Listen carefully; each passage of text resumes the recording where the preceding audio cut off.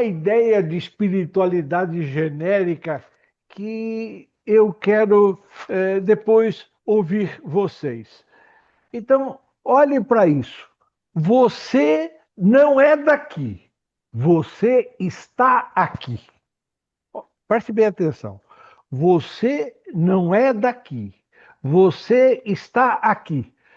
Isso você consegue entender? O que que isso significa para você?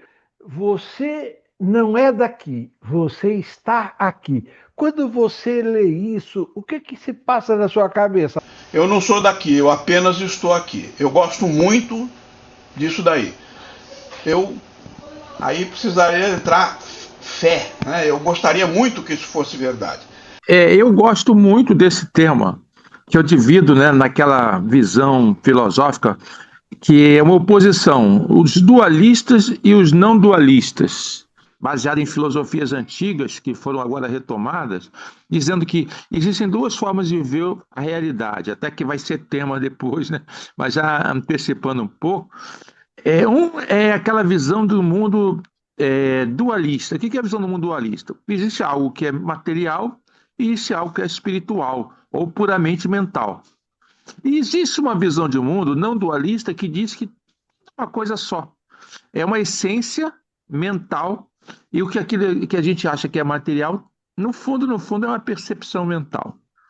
Eu acho esse tema bem interessante, porque quando você fala você não é daqui, você está aqui, ou você, se você tem uma visão dualista, você encara que a sua consciência, a sua essência é mental, mas está habitando uma materialidade, um estado físico.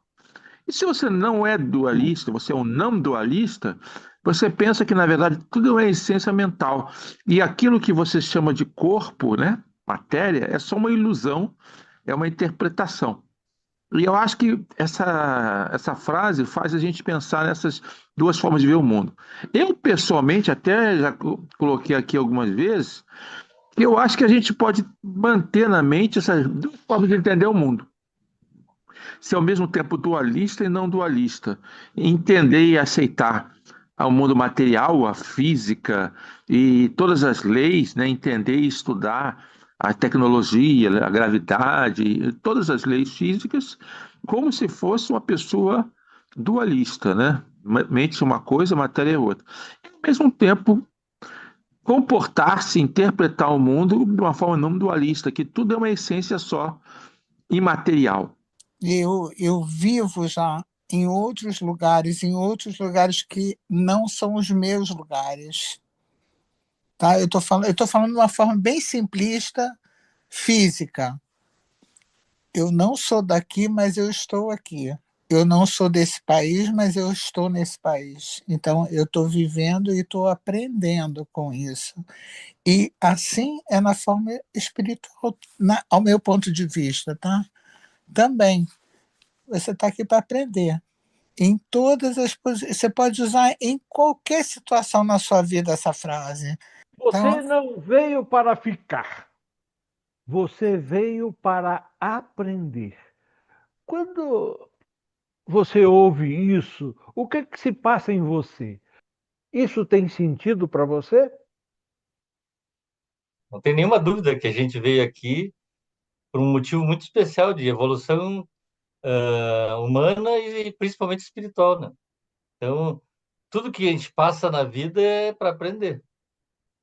E um gerente meu falava, né? A gente não veio aqui para tirar férias, a gente veio para trabalhar. E é a diferença entre o ser e o estar, né? O ser é algo permanente, né? O estar é algo transitório. Então, a nossa presença física aqui é o estar, que é o transitório, mas o nosso ser, ele está sempre aprendendo e evoluindo através de vários estares, vamos dizer assim. Você não veio aqui, não veio julgar. Você veio amar. Isso tem sentido para você? Você não veio julgar. Você veio amar. Você consegue se comportar assim? Veio com a maturidade. Aos poucos, sabe? Às vezes, quando a gente é muito jovem, a gente adora julgar as outras pessoas, as outras instituições. Isso está certo, isso está errado. Eu não sei, mas eu acho que o tempo vai ensinando a gente que essa história de julgamento não traz muita felicidade, não. Ao invés de julgar, que tal aceitar, às vezes até respeitar e, se possível, amar. Muito boa essa frase. Cada vez mais, não fui sempre assim, não, mas acho que o amadurecimento me levou a adorar essa frase. Quando a gente está envolvido na parte intelectual, o julgamento é normal. Mas quando você sai do intelectual para o geral, a palavra amar, ajudar, participar, passa a ter mais significado, não é isso? Eu fico assim um pouco na dúvida, porque assim, a gente eu uso muito perdão hoje, mas eu perdoo mais a mim mesma do que as situações também, entendeu? E aí eu acho que está o amor envolvido, mas antes disso eu acho que o perdão tá junto. E para ter o perdão existe o julgamento. Então, eu acho que eles estão interligados, os três. Essa é a minha colaboração. Tem uma frase de Jesus que fala que ele não veio ao mundo para julgar, né? Você não veio acumular, você veio dividir. Eu, quando ouço isso, então a gente conhece muitas pessoas que vieram aqui com o objetivo de acumular e são apegados. E aí, daqui a pouco, a gente tem que se soltar um pouquinho. Você não veio aqui acumular, você veio aqui dividir. Fala. Eu sugeria trocar esse dividir por partilhar, porque você não veio acumular, você veio partilhar. Para mim faz mais a lógica do entendimento, mas é uma boa frase. É, né? Faz a gente pensar, não faz? É. Eu acho que se a pessoa está com o vício de acumular, tem que pensar, né? Compartilhar, eu gostei também. Você não é matéria, você é energia. Com esse exercício que nós fizemos hoje, tem tudo a ver com isso aí, lá em cima da pedra, fazendo as experiências. Você não é matéria, você é energia. O exercício de hoje, para mim, foi ótimo. Isso já é uma prova científica. O que a gente chama de matéria é uma energia em turbilhão. Apenas isso. É uma matéria em movimento, digamos assim, em turbilhão, fechado em si mesma. A gente chama de matéria só porque a gente percebe a energia, digamos, mais turbilhonando, mais estaticamente manifestada. Em termos de ciência, né, você vê o raio, que é a luz, por quê? Porque ela entrou em turbilhonamento com o ar. Aí você viu a energia elétrica em turbilhonamento, ficou perceptível. O que é matéria? É energia e movimento. O que é energia? Aí que está, é o ponto, né? É uma deformação do espaço-tempo, mas aí é outra discussão. Você não é aparência, você é essência. Mais uma vez, Júlio, eu acho, quer dizer, concordo plenamente com essa frase e acho que para mim foi assim, e acredito que para a maior parte das pessoas é assim também. Quando a pessoa é muito jovem, ela é muito atraída pela aparência das outras pessoas. Né? Você vai procurar uma namorada, você vai procurar uma namorada mais bonitinha, né? Mais do jeito que você gosta, essas coisas todas. E então a aparência tem um valor muito grande. Mas depois, mais uma vez, a pessoa vai vivendo, vai adquirindo quilometragem e vai percebendo que tem alguma coisa muito mais importante que a aparência. Né? E a palavra usada aí é essência. Tá bom, acho que é uma boa palavra, sim, mas eu concordo plenamente com essa frase. Eu acho que a aparência é uma consequência de cuidados que você tem consigo mesmo. E quando você se gosta, você se cuida. E não é para ser bonito, é para você se sentir bem e ter uma boa aparência para si mesmo. Inconsequentemente, você tem para as outras pessoas causando também uma boa impressão nelas. Você é essência, mas você tem aparência. Então eu quero que vocês olhem, tem um pouco a ver com isso, o que Sócrates fala para a gente aqui. Dá uma olhada aqui. Uma vida não examinada não vale a pena ser vivida. Pensa sobre isso. Uma vida não examinada não vale a pena ser vivida. É lógico que tem uma coisa chamada tradução, colocação de quem escreveu, mas como é que isso entra? Esse examinada para você significa o quê? Quero supor que ele está dizendo o seguinte: se eu não olho para a minha vida, se eu não me questiono, se eu não examino o que eu estou vivendo, não vale a pena viver a minha vida. Eu acho que é isso que está dizendo nessa frase aí. No fundo, parece que o Sócrates queria dizer é você criar uma autoconsciência, né? Um sentido de autoconhecimento mesmo, né? E, e aí é interessante que quando você aprofunda essa frase dele, você chega no ponto de uma questão que é quando a gente age na vida de forma automática, né? Você não vive, você reage, né? Seus hábitos introjetados, suas reações emocionais. Então você começa, isso, né, na minha visão, né, que eu interpretei do texto, você entra no modo automático. E aí você não, praticamente você mal entende que você está vivendo e respirando. Você fica uma pessoa reativa, né, porque você não promove o autoconhecimento, você não tenta compreender quem é você dentro desse teatro da vida, né? E aí acaba que você pode passar uma vida totalmente apagada. Você foi uma pessoa que nem sabe quem você é. Você sabe que você é professor, é matemático, eu sou médico, eu sou dentista, mas poucas pessoas têm coragem de se perguntar a sua essência, afinal, quem sou eu mesmo?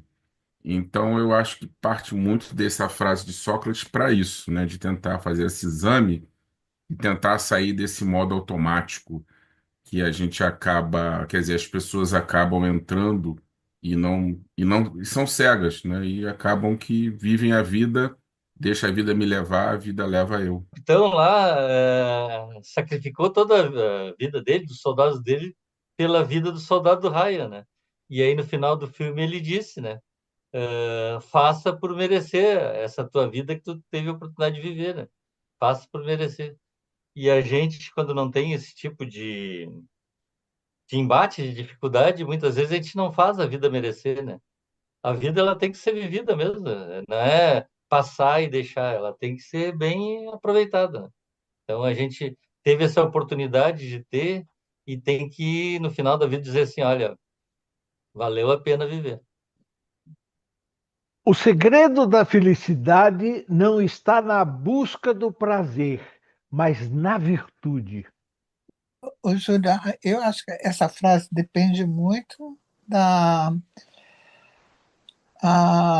como é que se diz? Dos princípios das pessoas. Está ligado ao princípio das pessoas. Para uns, sim, para outros, não. Aqueles filósofos epicuristas, por exemplo, é exatamente o oposto dessa frase aí. Tá? O segredo da felicidade está na busca do prazer. Eles acham que a vida toda a pessoa eu vou procurar o prazer. Prazer em todos os sentidos. Prazer em todos os sentidos.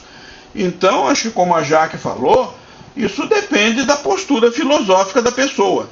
Tem pessoas que podem pensar como Sócrates aqui, agora certamente tem várias outras pessoas, várias correntes filosóficas que pensam exatamente o oposto.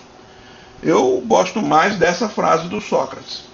Como você interpreta a virtude? Que eu entendo aí, quando Sócrates passa isso, ele dá até um exemplo de um banquete com regada a vinhos, comidas, que é o prazer, aquele prazer momentâneo, que depois que acaba o vinho, acaba a comida, o prazer também acaba. E aí, quando você começa a buscar as virtudes, né, são aquelas virtudes famosas, né, de você procurar sabedoria, né, você se dedicar a, como sempre, ao autoconhecimento, de outras virtudes, elas acabam trazendo um prazer interno da satisfação. E esses prazeres, eles são duradouros. O Epícoro, inclusive, ele é até mal interpretado, porque ele também quis dizer isso. Só quando ele fala do prazer, o prazer que ele fala é esse prazer interno, da satisfação, né? Então, o epicurismo acabou, esse epicurismo moderno, ele distorceu a visão do Epicuro também, que acabou dando no hedonismo, né? Que é a visão do hedonista, que é essa visão distorcida do Epicuro, da visão. Se vocês lerem um texto do Epicuro, vocês vão ver o prazer que ele quer dizer vai muito nessa sombra do Sócrates também, né? Tome cuidado com o vazio de uma vida ocupada demais. Isso aí é exatamente o nobre Sócrates maravilhoso estava querendo dizer o seguinte: saiam do automático, para com isso, saia da vida automática. A vida é muito mais do que entrar nesse modo de ficar reagindo. É isso que ele quis dizer. Eu vejo as pessoas realmente, hoje em dia, muito mais focadas na busca do ter, né, das posses e da ação diária. Mais apenas do que do prazer, eles não vivem o mundo interior, né? E essa é a questão. A vida ocupada demais, eles acham que se você não fizer, não possuir, não conquistar, não vencer, você não está vivendo a vida. E quando, às vezes, a vida você precisa de pensar, refletir com a mente tranquila, né? Dentro de você mesmo. É porque essa ocupação que ele fala também não é só do fazer, mas é a cabeça que não para de pensar só abobrinha, né? Eu estou assim sendo bem raso, uma interpretação assim bem facilitada, né? Bem coloquial. É o que ele quer falar que é a cabeça ocupada, né? A cabeça ocupada às vezes não quer dizer que a pessoa se encheu de tarefas, mas a cabeça dela não para de pensar ou em coisas que nunca vão acontecer, quer dizer, a preocupação do futuro, ou de arrependimentos do passado. Então ela sempre vive no passado e no futuro, e ela não vive no presente. Então a cabeça dela é um verdadeiro inferno, né? Quer dizer, imagino, né?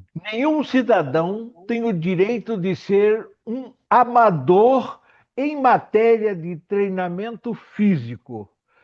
Que desgraça é para o homem envelhecer sem nunca ver a beleza.